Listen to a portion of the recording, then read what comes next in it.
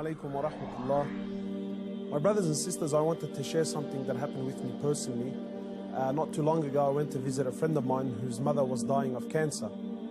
She had been battling cancer for about 5 years, and news came to me that she was on her last days.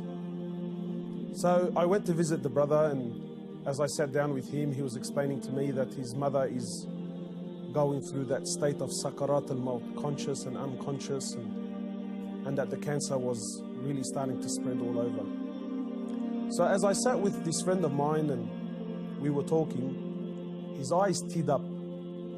So I assumed that because his mother's dying, and so I tried to comfort him, and I said to him, look, you know, this is natural in life. And he said to me, I'm not crying because she's leaving. And of course I am upset, but that's not why I'm crying. I said, then why are you upset? He said, I'm upset because all my life I've never thanked my mother for what she's done.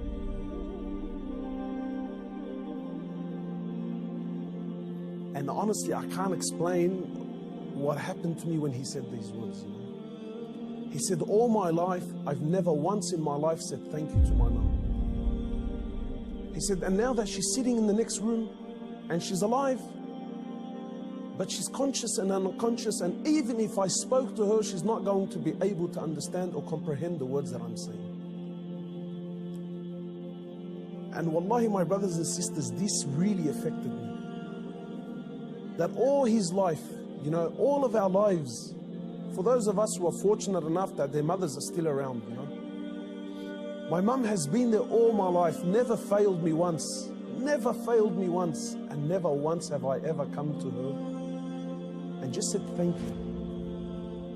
And not one of those thank yous with some flowers, and that's a good thank you, but those really deep thank yous.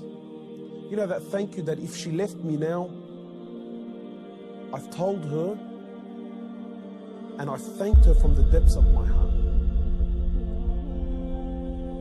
Wallahi, my brothers and sisters, I haven't been able to forget this. That when was the last time you thanked your mother? When was the last time you showed your mother genuine appreciation for everything that she's ever done? Or are we going to be like those, or are we going to be of those who, when our mothers leave us permanently, then we will sit back and remember and start to regret that I didn't take advantage of the opportunity when I had it.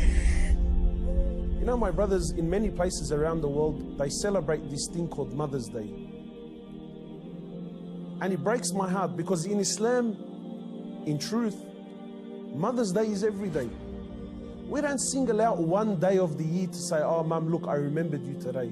But rather, we're ordered by Allah and His Prophet, more or less, to remember our mothers on a daily basis.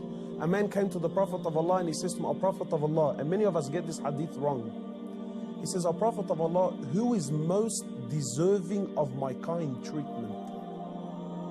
He says to him, your mother. He says, then whom? He said to him, your mother. He said to him, then whom? He said to him, your mother. He said, then whom? He said, then your father. Many of us, we interpret this to be love, that my mother is most deserving of my love. No, the person that is most deserving of your kind treatment, of your money, of your health, of everything that you possess, the person that is most deserving of this more than anyone, above all, is your mother, then your mother, then your mother, and then your father.